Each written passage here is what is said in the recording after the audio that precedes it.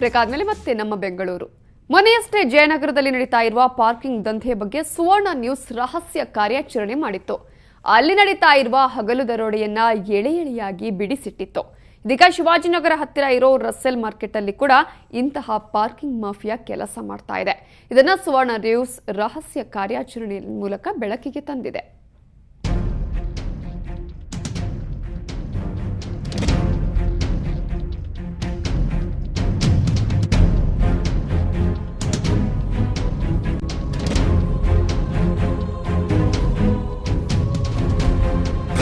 ರಸೇಲ್ market ಬೆಂಗಳೂರಿನ busiest ಮಾರ್ಕೆಟ್ನಲ್ಲಿ ಇದು ಒಂದು.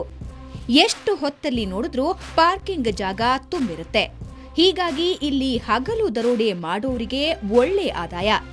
ಇದರ ಬಗ್ಗೆ ರಹಸ್ಯ ಕಾರ್ಯಾಚರಣೆ ಮಾಡಲು ಹೊರಟಿತ್ತು ಸುವರ್ಣ ನ್ಯೂಸ್. ಆಗ ಬಯಲಾಯಿತು ಪಾಲಿಕೆಯ ಅಧೀನದಲ್ಲಿರೋ ಈ ಪಾರ್ಕಿಂಗ್ ವ್ಯವಸ್ಥೆಯೊಳಗಿನ ಅವ್ಯವಸ್ಥೆ.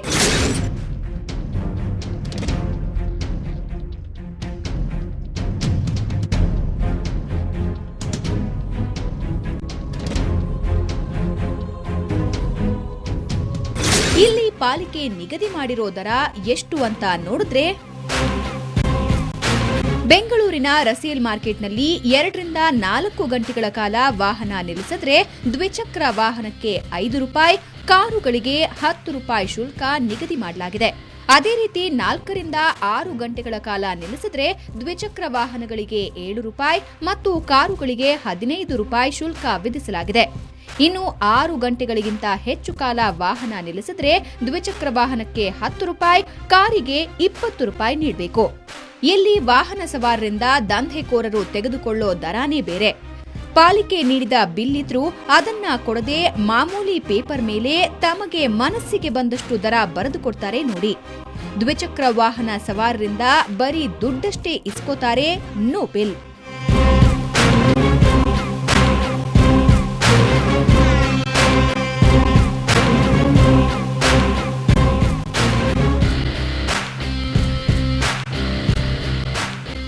ರಿಸಿಪ್ಟ್ ಎಲ್ಲ ಏನೂ ಕೊಟ್ಟಿಲ್ಲ, ಹಂಗೆ ಇಸ್ಕೊಂಡ್ರು.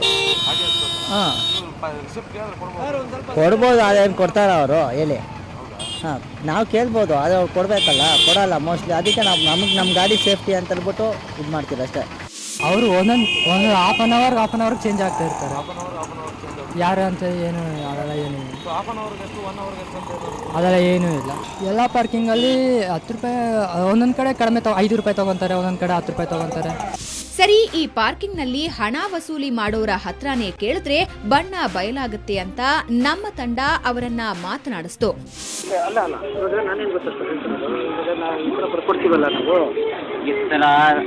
ಕೊಟ್ಟರೆ ಏನೇ ಪ್ರಯೋಜನ ಇಲ್ಲ, ಕೊಡಬೇಕು. ಯಾರನ್ನ ಡ್ರೈವರ್ಗೆ ಅವರು ಬಂದರೆ ಸ್ವಲ್ಪ ಜಲ್ದಿ ಹೋದ್ರೆ 10 ರೂಪಾಯಿ ತಗೊಬೇಕು, ಸ್ವಲ್ಪ ಲೇಟ್ ಹೋದರೆ 20 ರೂಪಾಯಿ ಅಷ್ಟೇ. ಪ್ರಾಬ್ಲಮ್ ಇಲ್ಲ. ಲೇಟ್ ಹೋದರೆ 2 ಅವರ್ 3 ಅವರು ಏನೋ ಒದ್ದೆ ಪಾರ್ಟಿ ಬಂದರೆ ಅವರೇ ಕೊಡ್ತಾರೆ, ಪಾರ್ಟಿನ ಕೊಟ್ಟಿರ್ತಾರೆ. ಇದು ಹೆಂಗಂದರೆ ಡ್ರೈವರ್ಗೆ ಬರ್ತಾರಲ್ಲ, ಡ್ರೈವರು ಒಬ್ಬ ಓನರ್ ಬಂದುಬಿಟ್ರೆ ಈ ಕಡೆ ಟೋಮನ್ಗಳು ಅಂತ ತಗೋರಿ, ಅವರೇ ಕೊಡ್ತಾರೆ. 10-20 ಕೊಟ್ಟು ತಗೊಳ್ಬೇಕು, ಹೋಗ್ತಾ ಇರಬೇಕು. ಏನೇ ಕನ್ನಡ ಮಾತ್ರ ಏನೇ ಪ್ರಯೋಜನ ಇಲ್ಲ. ನಮಗೂ ಅದೇ ರೀತಿ ಮಾಡಿದ್ರು ನೋಡಿ. ಬರೀ ಹಳದಿ ಚೀಟಿ ಕೊಟ್ಟು ಇದ್ದ ಅರ್ಧ ಗಂಟೆಗೆ 20 ರೂಪಾಯಿ ತಗೊಂಡ್ರು. ಇಂತಹ ದಂಧೆ ಹಿಂದೆ ಕಾಣದ ಕೈಗಳು ಬೆಂಗಳೂರಿನ ಪ್ರತಿ ಪಾರ್ಕಿಂಗ್ ಜಾಗದಲ್ಲೂ ಇವೆ.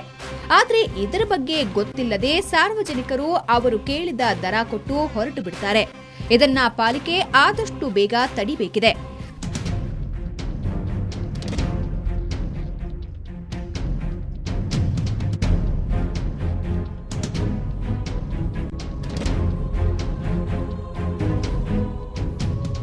ಬೆಂಗಳೂರಿನಿಂದ ಈರಣ್ಣ ಮತ್ತು ಸಂತೋಷ್ ಜೊತೆ ಶ್ರೇಯಾ ಶೆಟ್ಟಿ, ಸುವರ್ಣ ನ್ಯೂಸ್. ಬೆಂಗಳೂರಲ್ಲಿ ಮೊದಲೇ ಟ್ರಾಫಿಕ್ ಸಮಸ್ಯೆ ವಿಪರೀತ. ಇನ್ನು ಬೆಂಗಳೂರು ಮೈಸೂರು ರಸ್ತೆಯಲ್ಲಂತೂ ಟ್ರಾಫಿಕ್ ಜಾಮ್ ಸಮಸ್ಯೆ ಹೇಳೋದೇ ಬೇಡ. ಇಂತಹ ಜನದಟ್ಟಣೆ ಇರೋ ರಸ್ತೆಯಲ್ಲೇ ಜಲಮಂಡಳಿ ನೀರಿನ ಪೈಪ್ ರಿಪೇರಿ ಕೆಲಸವನ್ನ ಶುರು ಮಾಡಿದೆ. ಇದರ ಪರಿಣಾಮ ಮೈಸೂರು ರಸ್ತೆಯಲ್ಲಿ ಟ್ರಾಫಿಕ್ ಜಾಮ್. ಬಿಎಚ್ಇಎಲ್ನಿಂದ ರಾಜರಾಜೇಶ್ವರಿ ನಗರದ ಆರ್ಚ್ವರೆಗೂ ಒಂದು ಬದಿಯ ರಸ್ತೆಯ ಸಂಚಾರವನ್ನ ಬಂದ್ ಮಾಡಲಾಗಿದೆ.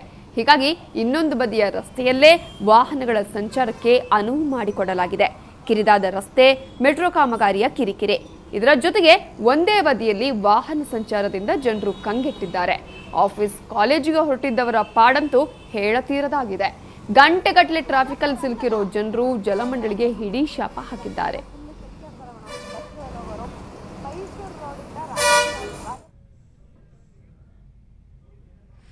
ಶ್ರೀ ಸಾಯಿ ಗೋಲ್ಡ್ ಪ್ಯಾಲೇಸ್ನ ಇಂದಿನ ಚಿನ್ನದ ದರವನ್ನು ನೋಡ್ಕೊಂಡು ಬರೋಣ ಬನ್ನಿ.